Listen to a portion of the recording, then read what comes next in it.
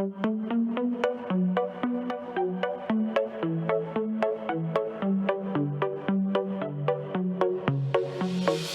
let you know before you try to go. Now this is my own show. Not a script or flip could make me stop, so just behave. I mean, there's no escape. Let's hope you make that drop, because you really don't want to take me off. And oh, what fun. I will tell you what to do and you won't get it done. And oh, don't run. You'll find your nightmare here has only just begun. Welcome to my horror show. Now it's starting 3D. Oh, I bet you thought you'd seen the last of me. Are you reading the walls? Did you get my clues? There's a debt to repay for now. You'll do. Welcome, listeners, to our brand new podcast in which myself, Nick, and co-host Joe will be discussing the comedy of horrors that shape our world. The show is completely unscripted, however, we may occasionally do tiny bits of research to ensure we bring you some credible material. Our aim is to keep you, the listener, amused for half an hour or so, and for us to get these burning issues off our chest. Hopefully, we will then climax together in a sea of mutual satisfaction. As well as discussing our own life experiences, we'll be reviewing movies each week of every genre, but crucially, our aim is to never steer you wrong with any recommendations we make. Finally, we'll be bringing you new music to sample each week, going head to head for you to judge. We will each have 90 seconds to showcase part of our track, and then you can decide who wins the battle. So without further ado, let's crack on. Joe, over to you. All right, how's it going? Very good, thank you. How are you? Yeah, all right, just fighting off a virus. The government's grounded me for another week, so... You're in isolation, so I guess we should tell people that it's now recording this podcast on the 1st of April, 2020, as Britain is going through global crisis. Joe, as you can hear, is currently affected, or he could even be the initial carrier. We don't know. There's no proof yet, but I haven't seen Joe or the monkey in Outbreak in the same room together, so they could be simpatico. We don't know. I've kept him well hidden. That's what I'm going to say. keep your monkey to yourself. But no, in all seriousness, how are you feeling? Getting there. How have you been entertaining yourself for these last 10 days? Well, I've been watching some epic movies. Good. Doing some pre-research for the show. Absolutely. I've got to say, I watched All the Boys Love Mandy Lane, and after the film, I was sat there with my gob open for about 20 minutes in shock of the ending. And then I just told about 10 people you need to watch it immediately. It's not the official movie we'll be reviewing, but maybe we can do that on a later show. Yeah, but I agree. I think it's a good movie. Definitely a recommendation. I think it does deserve a slot on our show. But yeah, and that's when Amber Heard was still really, really hot and decent, and she didn't become the absolute dick that she became with all the Johnny Depp shenanigans. Yeah, you still would though. Not that I'm on Johnny Depp's side, by the way. Totally on her side in the argument, but she's just a knob for going out with a 65-year-old man or whatever he is. 65. I don't know. How old is he? How old is Johnny Depp? I don't know, 40s is he? I don't know. Late 40s. Behave, 40s. I know, he looks better than you. Let me just have a look. I'm just going to look it up, actually. You're actually going to look it up just to prove a point. I'm at my home office. If he's a day under 65... then you're wrong and I'm right. That's the way it rolls. 8 legs, 6 legs. So that's what you're going to. So that's it. Okay, I got the digits the wrong way around. He's actually 56, not 65. See, I told you. So I was closer. Apology now. This will be one of the very few occasions I'll admit that you're right. But that's only because you've got Johnny Depp's date of birth tattooed on your right thigh as a tribute, along with a portrait of him and Jaden Smith. Well, I heard you had Jaden Smith tattooed across your arse. No, I removed that. That's gone now. So Joe, coming up on the show today, should we tell people what's happening? Tell them what's happening. Awesome. Okay, so what we want to be talking about today is the movie Cube, which we will be discussing shortly. We've got our head-to-head tracks coming up as well, so we've each going to pick a song and then go head-to-head, and it'll be down to the listener to decide who wins. There's also another feature as well that we're going to have on a weekly basis called Ask Joe. And it quite simply is that, where I will put a question to Crazy Joe and he will answer it in his own imitable way. It could be a question on philosophy, could just be a riddle. But either way, I look forward to his response. So I guess a good place to start, really, just to tell the audience a bit about ourselves, Joe, and like where we met. Over to you. How many years ago was it now? It must be 15, 20 years. I thought you were just mid-teens as it was, but yeah, I guess so. I guess Well, I do. I haven't aged at all. Some of them have aged a lot better than others. No, present company notwithstanding, I think we've both looked pretty good for our age. Like I say, some better than others. Sure. So, how old are you, Joe? 32, almost 33. Wow. And you, was it 51 or 53? I can't remember. Well, you're catching me up, to be honest. I'm 38. So. How am I going to catch you up? I'm always going to have that gap. There's always going to be that gap. Well, do you just stop getting old, do you? Do you freeze yourself for 10 years? Unbelievable. That line usually works on kids, but you are obviously maturing faster than your face would suggest. So we met, many years ago, and we worked together, didn't we, Joe? We did work together. This was, I was an agricultural engineer. I had a bad accident, was out of work for so long because I couldn't walk, and then I needed money. So first job I went for in the paper that I saw was this amazing sales job. It promised me £1 billion a week. So I was like, oh, great. You should probably mention that you tried to be a rent boy first, but that didn't go so well. You had some bad experiences, is that right? Yeah, all right. I thought it was a woman. So did he. So yeah, you applied for this job. Go on. I applied for this job at Orbital Promotions. It's at Anglia Square in Norwich. Rocked up, never done sales, anything in my life. I got there, and there's a guy in charge. He's pretty much David Brent. So I'm like, what am I? This is like a surreal sort of world. Anyway, I'm left with this one person. I'm not going to name his name, but maybe one day I will. And he was the guy to teach me the world. Teach me how to be the best salesman in the world. So there was always a. He was essentially the bell, and you were the baby bell, if you will. Oh, I was cool. Okay, carry on. Baby bell. So go on, yeah. So you were teamed up with this person. Let's call him, for argument's sake, Carl. A random name out of out of the blue, and he was essentially tasked with teaching you how to do direct sales. So essentially, we were knocking on doors, weren't we, Joe? Yeah, that's right. Yeah. As part of a big opportunity to be business owners. I clocked you in the office, and I was thinking, who's this guy? Everyone seems to love him. Who's he? I don't know what your first thoughts of me were. I immediately knew you were special. That's for sure. And I think we clicked straight away. I thought we got on immediately. I think we only really spoke. I think I've been there a couple of days. And a couple of days in, we all agreed to go to the pub for drinks after work, and I sat with you. And I'm sure, correct me if I'm wrong, that our first conversation was on Reservoir Dogs. Wow, that is a good memory. You might be right. I imagine that would have been a good entry for conversation to find common ground. And yeah, that used to be a regular occurrence where we'd have to go to the pub. It was kind of mandatory with our role that you go out to work. You'd start work at like 8:30, 9 o'clock in the morning if you were a leader in this business, and then you'd go out for you'd stay in the office for probably about 4 or 5 hours, pitching to each other, saying exactly the same thing over and over again, and then learning from other people how to say exactly the same thing over and over again, and learning how to be positive and how the rest of the world was negative. Then you'd go out and smash it, and the idea was you'd go out and be really, really positive and buzzed for a few hours, and you drive out to a territory, knock on loads of doors, have 70 odd people a day tell you that they don't want to speak to you, and then in the nicest possible way. And then hopefully you'd get 3 people to say, yeah, right, I'll get involved.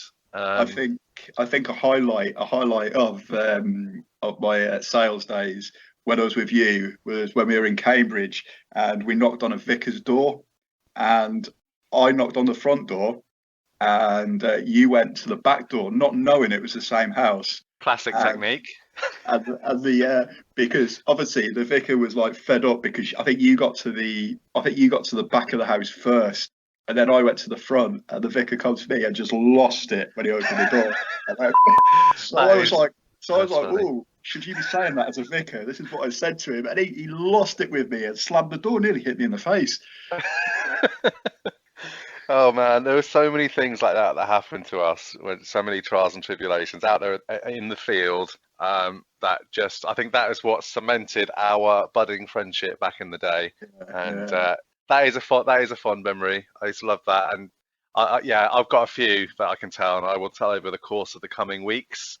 We are hoping to do this podcast once a week, so as long as people like it, we'll keep doing it and putting out content. And doing it. All but right, hopefully it is well received with the audience out there. Should we get into it? Absolutely, mate. Let's crack on. So, without further ado, let's first check out the trailer to Cube.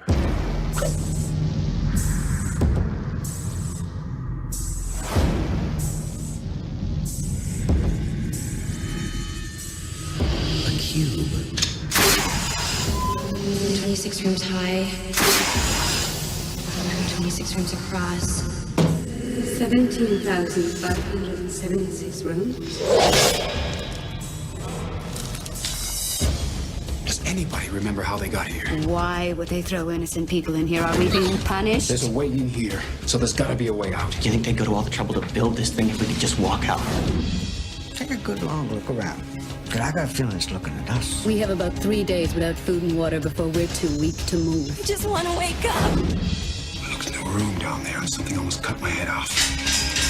Motion detectors integrated into the walls. Tough to spot.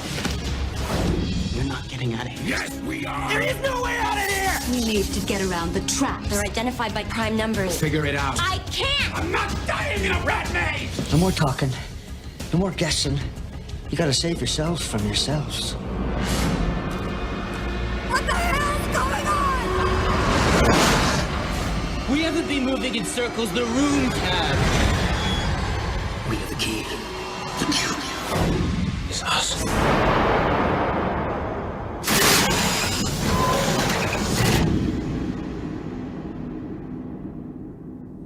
So, Cube, you hadn't seen this movie before, had you? Never seen it. Until recently. So I came across this film probably about 15 years ago, maybe, something like that.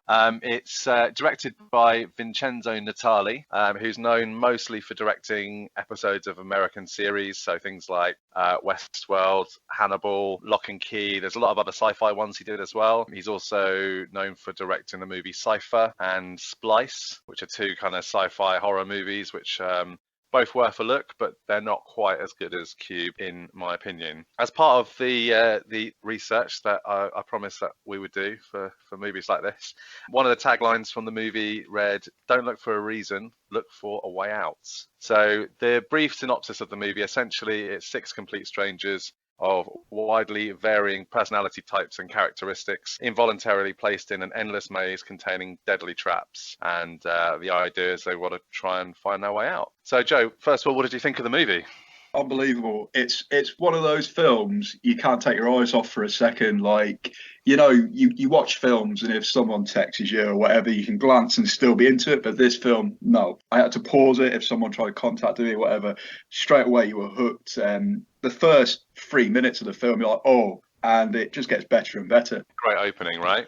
Oh, the opening is unbelievable. It's like you're in a dream. It's crazy. I think we can talk about the opening without being too spoilerific, can't we? Yeah, I think the opening's in the trailer as well, isn't it? Because it's only literally, I think, probably the first 2 minutes you suddenly see. Yeah. It sets up the tone for the movie that you're about to watch. And do you want to explain what happened, Joe, in the beginning? So there's this guy with a skinhead. He's in this essentially a cube room, and there's like a door on every wall. Anyway, this guy, he walks through one door out of a green room into a red room, and he's dead. And that is the opening. I think they used the sound editing really well in this scene, because he literally just lands, because these doors are actually small square portals in the center of each side of the cube. So you've got 6 sort of square portal doors that you can go through. So even on the roof, you could essentially climb up and go through that portal to get to another room. But yeah, he jumps in and then suddenly you just see these lines appearing across his face and down the middle of his head, and then his fingers drop off and you realize that he's been sliced into like 100 pieces. by really, really sharp wire mesh. I rewind it back and watch that bit again. Oh, me too, mate. Me too. Yeah. It's got to be done. Brilliant. And the sound is really good. They've obviously like the Foley artists who do all the sound stuff, probably dropping loads of bits of meat on the floor, but it just sounded so good when the it was bits awesome, of his body with the slap in the floor. It's like, okay, we're in for a treat. But that immediately kind of had a bit of a feel of like a Hellraiser kind of vibe to me. Like the fact that this movie was prepared to go there straight away. You're like, okay, what else have you got? And the crazy thing is, I've never seen Hellraiser, so maybe I need to get on that. Indeed, yeah, it's dark. It's a lot darker than like people think. Like Hellraiser, I think it's not like, I'd say like Nightmare on Elm Street is a lot more kind of peppy and fun, if you like. So Hellraiser it's not like really Halloween. Dark. No, it's dark. I think it's darker than that. It's just got a really dark tone to it. Because Clive Barker versus Wes Craven or John Carpenter, it's a different kind of vibe. But yeah, definitely check it out. Give it a go. Definitely. Did you look into anything about the movie? Did you do any kind of researchy bits about like how it was made or anything like that? Not really how it was made. I was just in awe of the film, to be fair. Cool. Do you want me to give you a couple of fun facts? Give me a couple of fun facts. Okay, so first of all, as part of the movie, they traverse through these rooms, and there's multiple rooms that they go through, and they're all kind of different colours and different hues. The way that they filmed it, though, it was shot over 20 days, and the way that they did it is they had just one cube, and everything was filmed in this one cube, and they just changed the colour filters on the lights coming through into the cube. So essentially, everything was filmed in this one tiny location. So I think it's probably one of the smallest locations for filming. False. Phone box is probably smaller. Sure, but there's other bits in that movie, right? I presume you're referring to Phone Booth. Yeah, I was just testing it. Oh, okay, good. Well, never let you down, mate. Never let you down. No. So yeah, that's one thing I thought was really cool. So basically, they didn't film the film in chronological order. They filmed it in order of the color of the rooms that they needed, starting with the red room, and then they kind of just basically reduced the filters or whatever, which I thought was really cool. Another thing that I thought was quite interesting is that character names, they're all names of prisons. Yeah, so Quentin. Absolutely. So you've got Kazan, Holloway, Quentin, Worth, yeah, and Renz. Renz, so Renz was out quite early, wasn't he? Yeah, absolutely. Yeah. So I mean, all in all, I think as a movie to watch, it's kind of it does feel a little bit sort of early 90s. A lot of movies have copied a lot of stuff from it, so I think people will be quite familiar with how the movie feels because a lot of people have ripped it off. But I think this is actually one of the first examples of mainstream. Would you say? I know we both watched Platform on Netflix the other day. Would you say they've ripped the idea, the original concept from that? I think you cannot say that Platform wasn't influenced by Cube. Yeah, in terms 100%. Of the claustrophobia of it, just the levels, just everything kind of felt really similar, didn't it? Yeah. What did you think of Platform, out of interest? Had a lot of potential. I was hooked at the start, a bit like Cube, really take it in. I thought it was decent, and then it come to the ending, and the ending let the film down. It's like brilliant. So is that it? It was just a bit of a. They could have done more with it. If it had a decent ending, I'd have been happy. I think a lot of the scenes dragged out more than they needed to in that film. What did you think of it though? Yeah, very similar actually. I really enjoyed it up to the bit where he essentially said, "I'm going to start eating you." And then it's sort of from that was like the turning point for me when I think it went downhill. I think it was very predictable from there because you knew that whatever she was going to come down and whatever. It was a bit predictable from there for me. And I thought when I was that engulfed in it, I can't even remember the characters' names. When the main Ruche and the black guy were going down the food lift, I don't know. Yeah.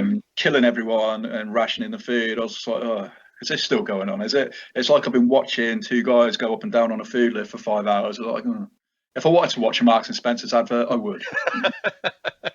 Yeah, I'd say there's plenty of escalators you could probably go and hang out at and get a similar feel to it. I'm saying I like this film. I'm not really saying no.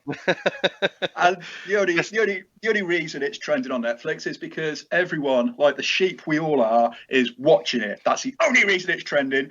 And the fact that we're all under house arrest, so we're all grounded. That's fair. The other thing that's trending at the moment is the Tiger King. Have you watched any of that yet with Joe Exotic? I'm third episode in. Oh, mate, keep going. I'm getting a bit bored of how much everyone loves cats, and it's a bit. It's all right. I'll keep going.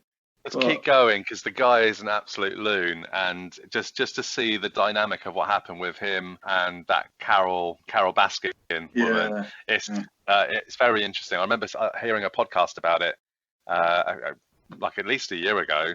Well, Louis Theroux interviewed him, didn't he? He did, yeah. That's a great episode. He's just such a character. He makes for great TV, but obviously he was a loon and he did some pretty horrible things.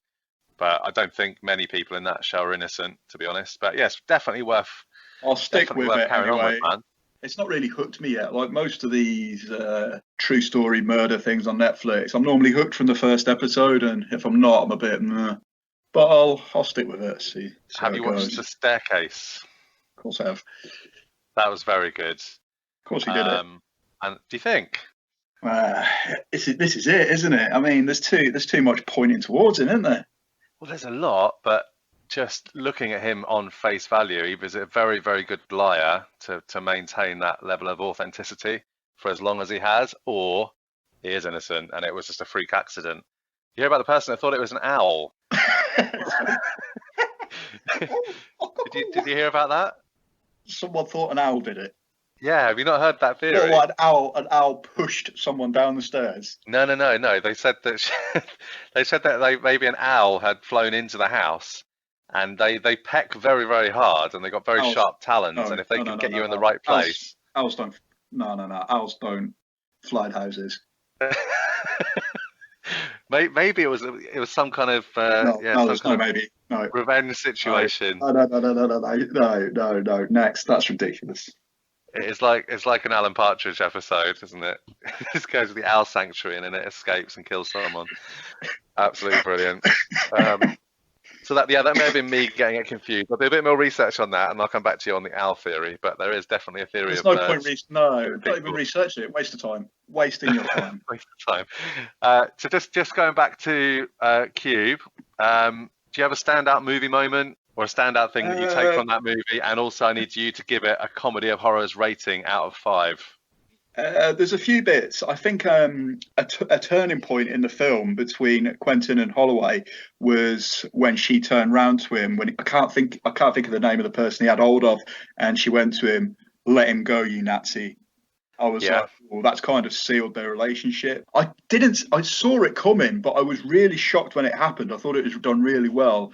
Was when Quentin let her go when she was hanging out the side of the cube. Yeah, I think that's my standout bit, because that's when you just knew all bets are off. Yeah, definitely. He had the opportunity to save her. He put her at risk, tried the opportunity to save her, and just let her go, and just showed how selfish and sadistic he was. His face when he did it as well. It was, ooh.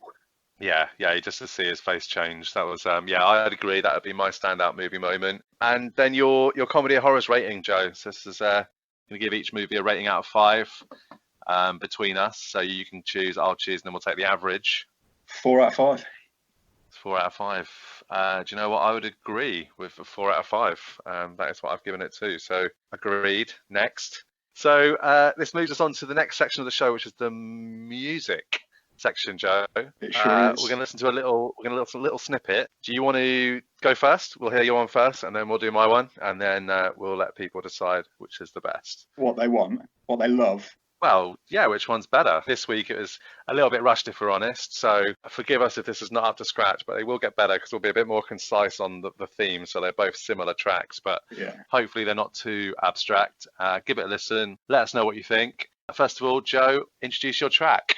So this is by a rapper, Kodak Black, and this is called Zombie. I should have been born on Halloween. I stay on some zombie shit every day. Rock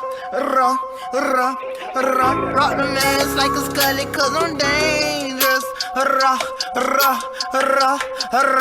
be round with my niggas, got them K's in the trunk.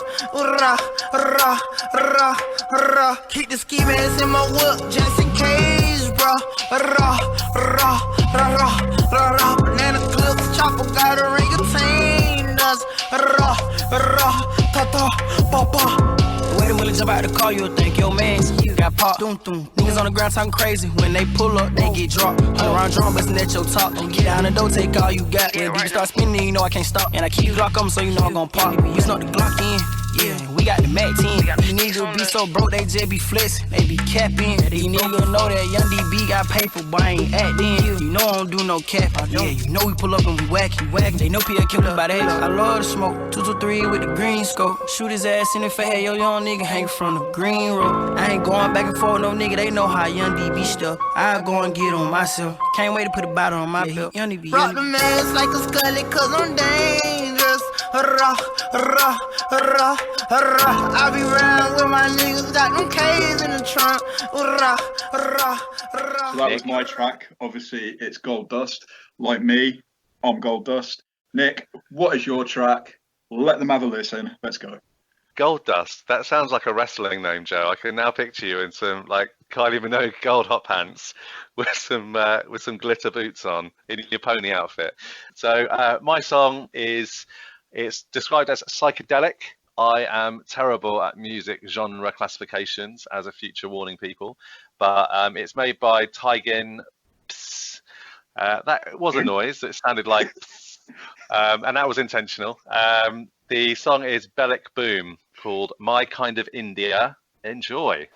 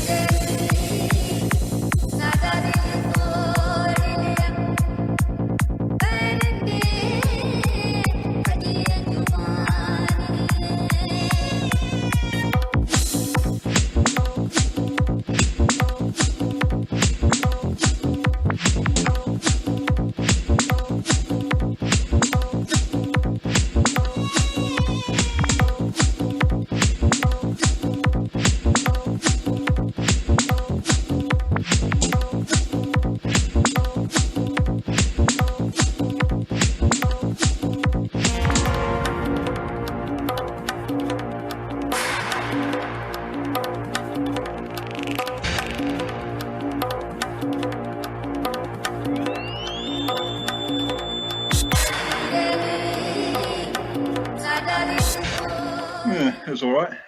Well, thank you. So yeah, without trying to bias the audience at all, come back to us, let us know, comment. Can you comment I don't on know. a podcast, Joe? I don't even know how this stuff works. Well, I don't really. I suppose we better set up some form of Twitter page or something, maybe. Yeah, I don't know. Yeah. You'll be able to sort of find us on Twitter, maybe, or Instagram, or something. Maybe we won't. Yeah, we will. We will get it set up. And we'll add it to this in edit afterwards, Joe, won't we? Contact us on Twitter at Comedy Horrors. Because ultimately we want people to be involved, and we want people to be able to say their bits and pieces and even make recommendations of movies they'd like us to review. We've got plenty up our sleeve, but there'll probably be some out there that we haven't seen, and we'd appreciate some recommendations from you guys out there as well. Sounds good. Happy days. So I think we're pretty much there. We are. Episode 1 done. Next. Almost there. One other thing we need to do is ask Joe. I was trying to go with that there. The final feature, the philosophical musings of one Joseph Tribbiani. So, are you feeling particularly philosophical today? I feel philosophical. Okay, well, I'm going to go over a very, very simple question, and it's just going to be very random. I don't want to get too deep on the first one, but what to you is the meaning of true love? True love. True love. When you think with your heart and not your dick. Thanks for listening, everyone. I think that's all you need to know. The wise words from Joe, there you have it. A beautiful quote to live by. And if you can say that every morning to your nearest and dearest, I think we can all agree we'll have a better day. Thank you very much. Goodbye. It's been a pleasure, Treasure. Speak to you later. You're too so why don't you grab a wrench and work with me? We'll make it for that ink machine. I'm sure we both